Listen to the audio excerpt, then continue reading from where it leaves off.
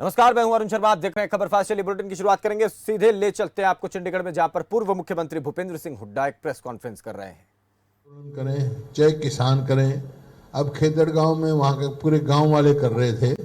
एक गौशाला जो उनकी ऐश होती है, राखी जो थी पावर प्लांट की, वो निरंतर कई सालों से उसका इस्तेमाल गौशाला के लिए, उसके आमदनी जो थी गौशाला में लगाई जा रही थी, गौशाला के लिए। और एकदम उन्होंने नया कानून ला दिया कि भाई इसका यहाँ इस्तेमाल नहीं होगा और सरकार ऑक्शन करेगी। तो पीसफुल एजिटेशन कर रहे थे, उनके ऊपर लाठीचार्ज करिए, एक व्यक्ति उनका मरा और उसके बाद लाश देने से मना कर दिया उन्होंने, सरकार ने। बाद में दबाव पड़ा तो कल उनको डेड बॉडी दी और उनका ही एक व्यक्ति मारा गया और 302 का मुकदमा भी उनके खिलाफ, 10 व्यक्तियों के खिलाफ। तो हमारी मांग थी कि भाई सारे जो है मुकदमे वापस लिए जाएं, जो जिसकी मृत्यु हुई है उसको कंपनसेशन दिया जाए और एक नौकरी दी जाए और गौशाला में की आमदनी का जरिया बनाया जाए, जो वो करते थे गौशाला के मुकाबले। तो इस प्रकार से आप देख रहे हैं। तो सबसे ज़्यादा चिंता का विषय आज जो है वो है, आज हमारा प्रदेश आर्थिक संकट में जाने के कगार पे खड़ा है।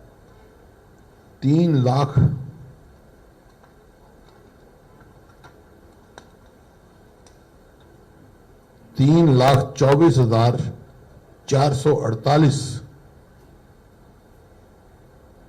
जो है आज कर्जा हरियाणा के सिर पे खड़ा है।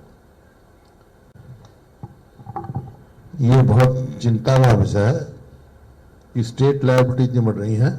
तो हमारी ये मांग है कि इसका वाइट पेपर इशू किया जाए। ये कर्जा इतना क्यों लिया गया, कहाँ पैसा इस्तेमाल हुआ, कोई विकास तो नजर नहीं आ रहा हरियाणा में, कोई नई यूनिवर्सिटी नहीं आ रही नजर, फीता काटना जरूर आ रहा है। फीता काटू सरकार है।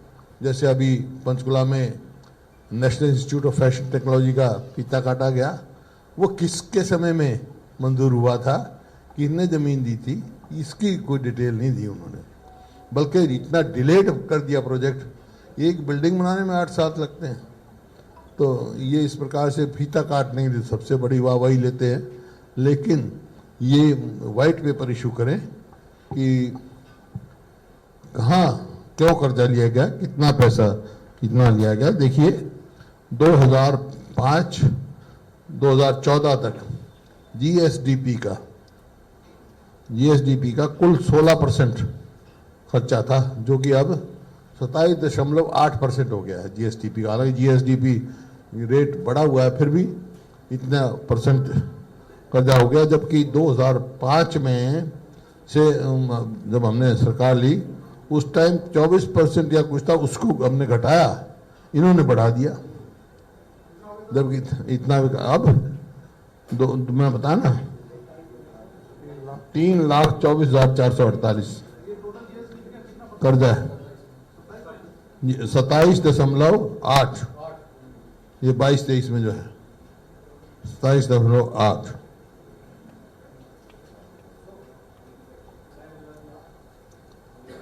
अब जो है 2014, 15 और 21-22 जो है स्टेट लायबिलिटी जो है 3.13 टाइम्स बढ़ गई है, 3.13। तो इस प्रकार से ये चिंता की बात है कि आज हम ऐसे संकट से गुजर रहे हैं। बाकी और मतलब एक फैसला किसान के हित में, या जैसे मैंने कहा, अब हमारे समय में जो टावर लगते थे, हाई टेंशन टावर किसी किसान के खेत में, तो जहाँ से तार गुजरते थे उसका भी कंपनसेशन मिलता था। अब इन्होंने वो पॉलिसी बदल दी, वो जहाँ से तार गुजरे उसका कंपनसेशन नहीं मिलेगा, जितने में टावर बना है उतने में कंपनसेशन मिलेगा। वो कहाँ जाएंगे? उसकी ज़मीन तो है, उसके भाव तो आधा हो गया, ना मकान बन सकते हैं नज़दीक हाई टेंशन के, ना और काम कर सकते हैं, ज़मीन का भाव आधा हो जाता है। इस प्रकार से हर फैसला इनका ऐसा ही है, कहना कुछ करना कुछ। अब एमएसपी पैडी की अनाउंस की है सेंट्रल गवर्नमेंट ने, सारी स्टेटों की रिकमेंडेशंस गई हैं, सब ने अपना अपना मांगा है, बहुत कम दिया है। लेकिन हरियाणा सरकार जो सबसे ज़्यादा, पंजाब हरियाणा में सबसे ज़्यादा पैडी होती है, वो डिमांड ही नहीं किया कि हमारे एमएसपी में इनका इंक्रीज किया जाए। कोई इसकी तरफ से कोई मतलब ध्यान ही नहीं है इन लोगों का इसकी तरफ से। इसी प्रकार से मैं बयान पढ़ रहा था कि बीबीएमई में भाखड़ा मैनेजमेंट बोर्ड से या भाखड़ा से 1000 क्यूसिक पानी हमारे को कम मिल रहा है। क्यों मिल रहा भाई? हमने तो विधानसभा में उठाया था कि जब से ये बीबीएमबी बनी है उससे लेकर जब तक हमारी सरकार रही, जो वहाँ का इरिगेशन का मेंबर था वो हरियाणा का रहा, और इन्होंने उसका ध्यान नहीं दिया, बल्कि मेंबरशिप की क्वालिफिकेशन बदलने का काम कर दिया, कहीं बाहर का भी बन सकता है।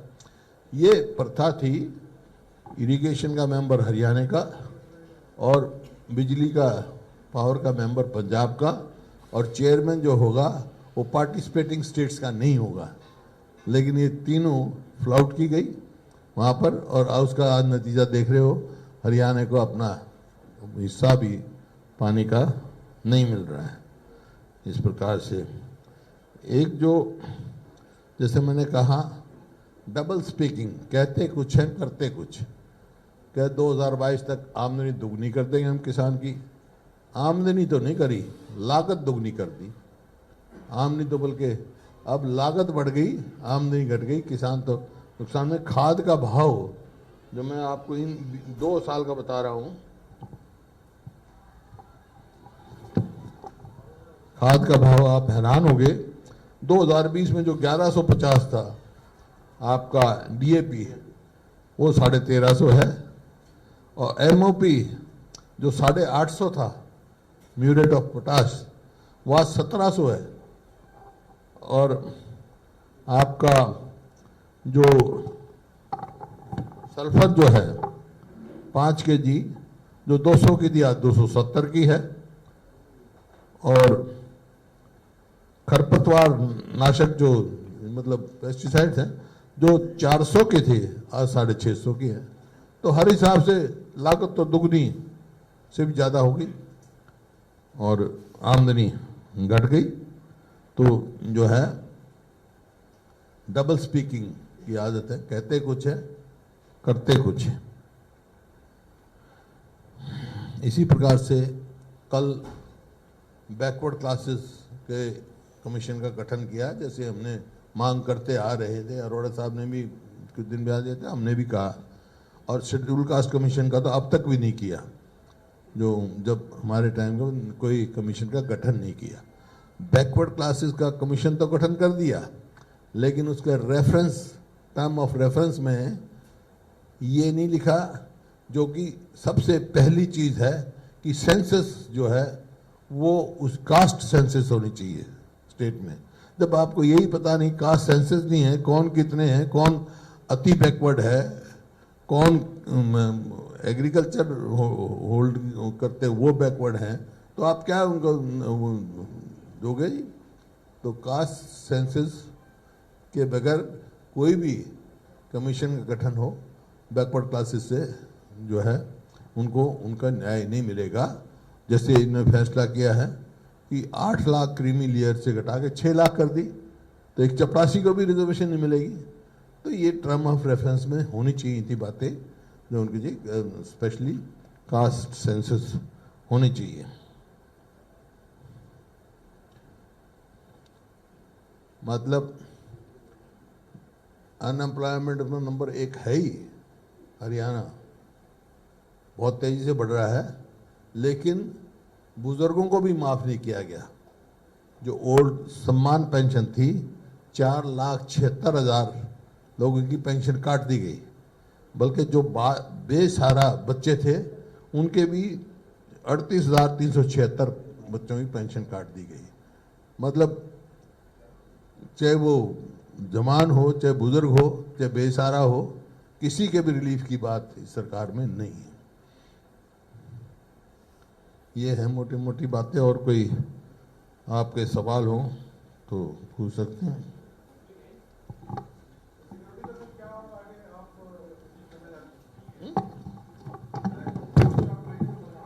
नहीं, सवाल विधायकों का नहीं, विधायक तो नुमाइंदे हैं लोगों के। आम आदमी को सुरक्षा का वो दिया जाए भाई। आम आदमी, हर आदमी आज हरियाणा में अपने आप को असुरक्षित महसूस कर रहा है। और यही कारण है कि अभी कुछ दिन पहले गुड़गांव के कुछ आदमी आए थे मेरे पास जो इन्वेस्ट करते थे। तो वो कह रहे थे जी गुड़गांव में जो पहले गुड़गांव और नोएडा दिल्ली के साथ है, नोएडा से ज़्यादा प्रेफरेंस लोगों की थी क्योंकि कानून व्यवस्था ठीक थी। और इसी वास्ते ऐसा समय था कि जापान की कुल 70% देश में इन्वेस्टमेंट अकेले हरियाणा में थी, गुड़गांव में थी। अब जो है यहाँ से बेटर नोएडा है, और वहाँ जो इन्वेस्टमेंट जा रही, कोई हमारे हरियाणा में इन्वेस्टमेंट ला के खुश नहीं है। ऐसी परिस्थिति है। कोई भी इन्वेस्टर आएगा सबसे पहले लॉ एंड ऑर्डर सिचुएशन, अपनी सुरक्षा को समझेगा। तो प्रदेश जो है इसी वास्ते पिछड़ रहा है। कोई नई इन्वेस्टमेंट नहीं आ रही। ये कानून व्यवस्था भी उसमें एक मुख्य कारण है। तो सभी का दुरुस्त कानून व्यवस्था चुस्त दुरुस्त करके एक लोगों में विश्वास पैदा किया जाए। जो अविश्वास बन गया है, जो असुरक्षित अपने आप को महसूस कर रहे हैं, जा रहे हैं। कभी कुरुक्षेत्र में देखते हैं गोलियां चल के जा रही हैं, कभी कहीं है। कोई दिन नहीं बाकी रहता, कोई दिन। फिरौतियां मांगी जा रही हैं, बलात्कार। मतलब आप नेशनल क्राइम रजिस्टर को देखो, उसमें भी किस तरह कितनी तेजी से हरियाणा में क्राइम बढ़ रहा है। दो ही चीजों में बढ़ रही, बेरोजगारी और क्राइम।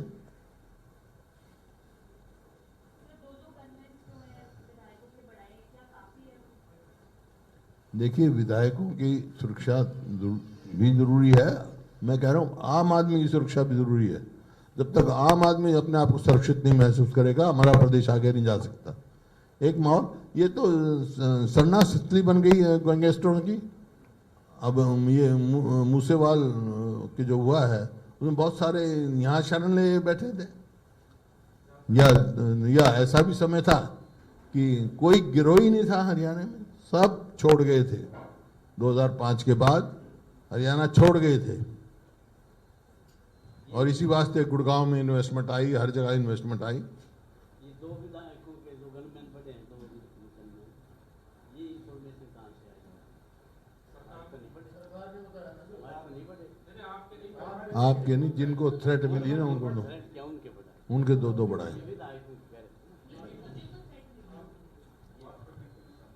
पूरी सुरक्षा सरकार की जिम्मेवारी है, आम आदमी की सुरक्षा भी और विधायकों की भी सुरक्षा की। जनप्रतिनिधि हैं। तो हुड्डा साहब, आप सरकार को सलाह क्या देंगे? क्राइम को घटाने के लिए क्या सलाह देंगे?